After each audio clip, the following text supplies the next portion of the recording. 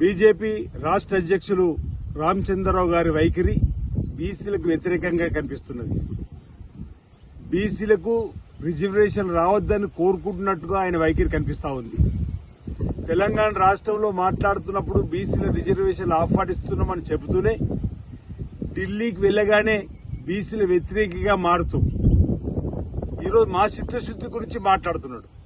మా చిత్తశుద్దిని మీరు శంకించవలసిన అవసరం లేదు.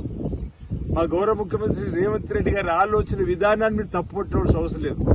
మా చిత్తశుద్ది నిరూపించుకున్నాం. సుప్రీంకోర్టు తీర్పు కూడా చెప్తా ఉంది. ఆయా రాష్ట్రాల్లో లెక్కలు పక్కాగా ఉంటే ఆ కులాల ఆధారంగా లెక్కల ప్రకారం మీరు రిజర్వేషన్లు ఇచ్చుకోవచ్చు అని చెప్పారు. ఇప్పటికే తమిళనాడులో 69% రిజర్వేషన్ కొనసాగుతున్న వేళ రాజ్యాంగ సభను జరిపి 9వ షెడ్యూల్లో చేర్చాలని చెప్తే మమ్మల్ని అడిగారని చెప్పినటువంటి మాట మాట్లాడుతున్నాం.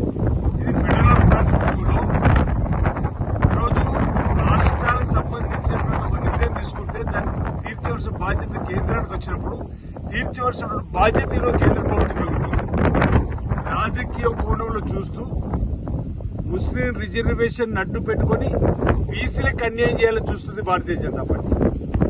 రామచంద్రరావు గారు కూడా బీజేపీ రాష్ట్ర అధ్యక్షుల హోదాలో ప్రధానమంత్రిగా నిలదీయాల్సినటువంటి అవసరం ఉందని మాట ఈ సందర్భంగా చెప్తా ఉన్నాం. ఈరోజు బీజేపీలో ఉన్నటువంటి బీసీ నేతలు ఈ అంశంలో మాట్లాడాల్సిన అవసరం ఉంది.